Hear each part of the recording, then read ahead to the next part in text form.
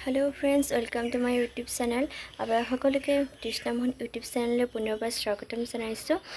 देरी नकৰি তেনেহলে আজি ব্লগটো স্টাर्ट কৰোঁ বলক। এতিয়া ধুনু মই যাবলৈ লৈছোঁ আমাৰ পুৰণা বাৰীলে। ভাবিলোঁ আপোনালোককো অলপ দেখাওঁ বুলি।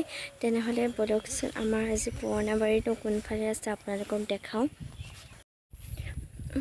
আমি গৈ আছোঁ গাঁৱৰ এটা ধুনীয়া পৰিৱেশৰ মাজেৰে।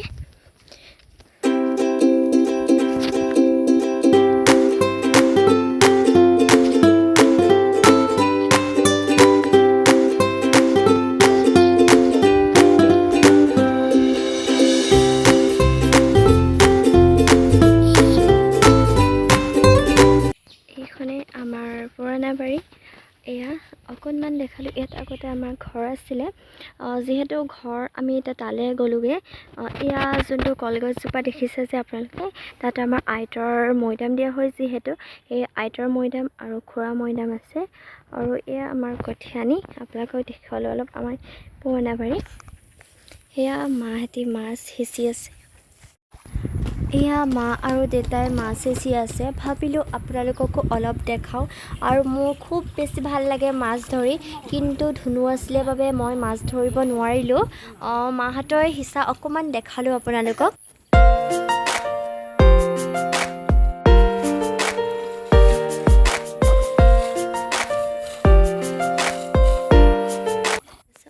চব পানীবিলাক কি ধুনীয়া চাফা, একদম ভাল লাগি গৈছে। আৰু চাওক, আপোনালোকক মই এডাল হাকো দেখাম। এইখন হৈছে আমাৰ জান, আৰু এই জানখনৰ এই হাকুডালেদি পাৰ হৈ যাব লাগে।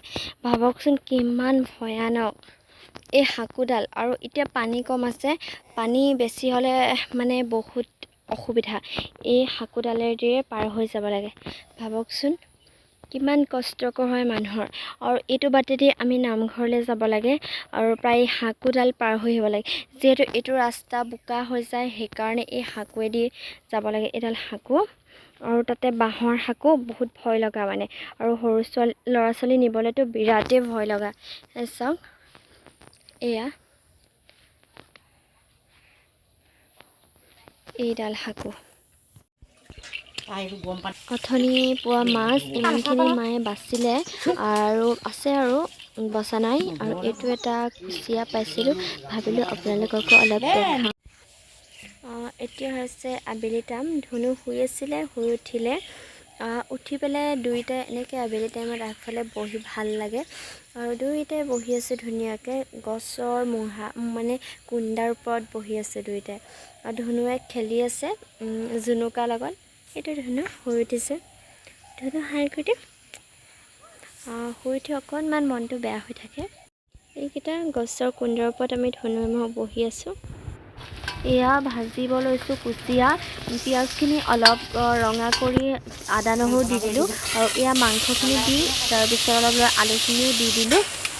এতিয়া অলপ মছলা দিছোঁ, জিৰা পাউডাৰ, অলপমান ধনিয়া পাউডাৰ, অলপমান গৰম মছলা, আৰু অলপ মিট মছলা দিছোঁ।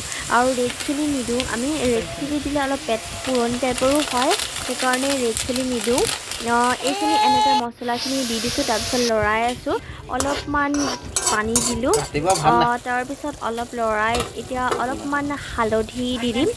তাৰপিছত হালধিখিনি দি নিমখ চিমখ দি অলপমান গৰম কৰি এয়া এটা ধুনীয়া কালাৰ আহিছে, দেখিছেনে আপোনালোকে? আৰু খাবলৈও টেষ্ট লাগে। এতিয়া অলপমান উতলিবলৈ দিম, ঢাকন দি দিম।